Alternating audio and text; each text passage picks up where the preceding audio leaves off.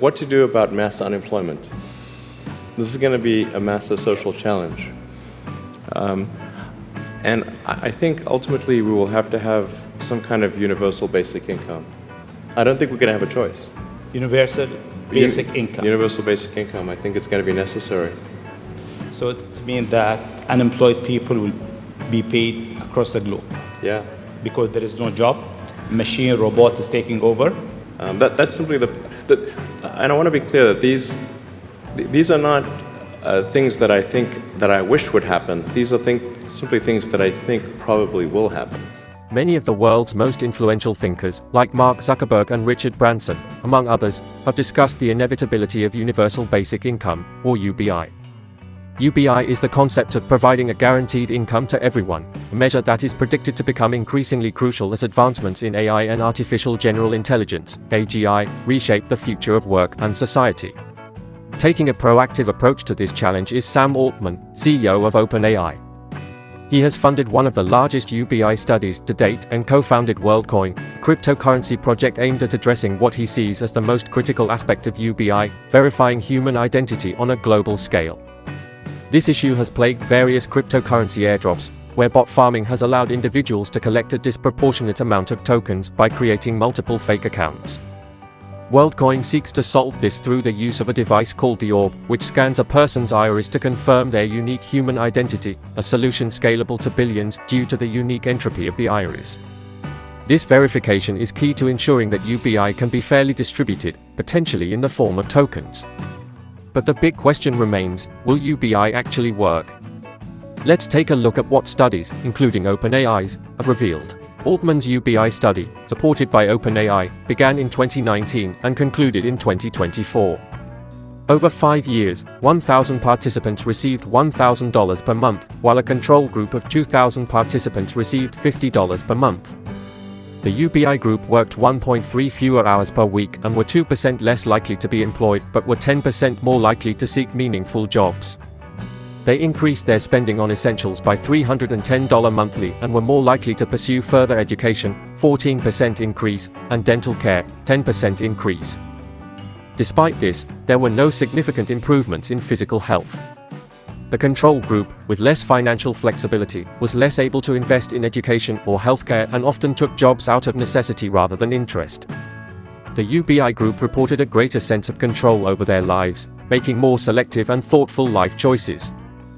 Overall, the results were promising. Participants reported significant reductions in financial stress, improved mental health, and greater opportunities to pursue education or entrepreneurial activities, often using the funds to cover essential expenses, save, or invest in small business ventures.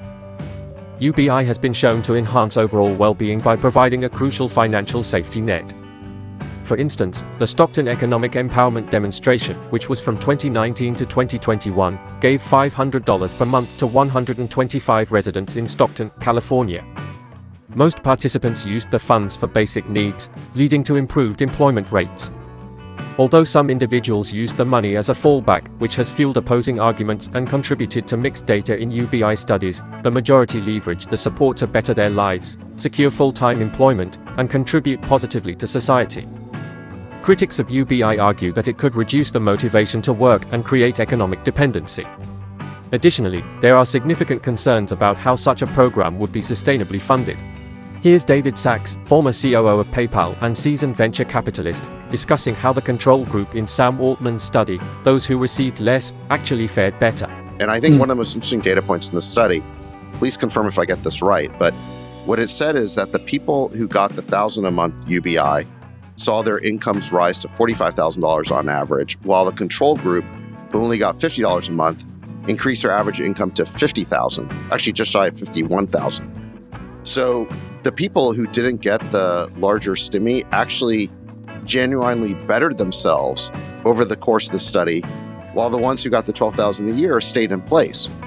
And that's kind of what you'd expect, right? Which is if you just hand people money without having to work, it doesn't motivate them to work harder. It actually motivates them to do less. Yes. This raises important questions about the potential unintended consequences of UBI, including the critical issue of funding, a point highlighted by David Friedberg, a successful entrepreneur best known for founding the Climate Corporation. The second issue is just that the net economic effect, if we gave 350 million Americans $1,000 a month, that's $350 billion a month. That's $4 trillion a year. Our prospective budget for next year is $7.3 trillion at the federal level. So, that's already more than 50% of the total projected federal budget next year. Finding the mechanism for funding this at scale is not what this study actually looked at, because if you look at it, the net effect would be inflationary. Both arguments hold merit, but they overlook the potential necessity of UBI in the face of significant job loss due to AI advancements. While funding is a crucial concern, it may not become pressing until much later. The real question is whether Sam Altman's Worldcoin project offers a viable solution for UBI or if the entire concept is more of a utopian dream. What do you think? Let us know your thoughts in the comments, and if you found this video engaging and thought-provoking, please leave a like. If you're interested in diving deeper into Sam Altman's Worldcoin project, be sure to check out our dedicated video on the topic. We hope to see you back here soon to stay ahead of the curve.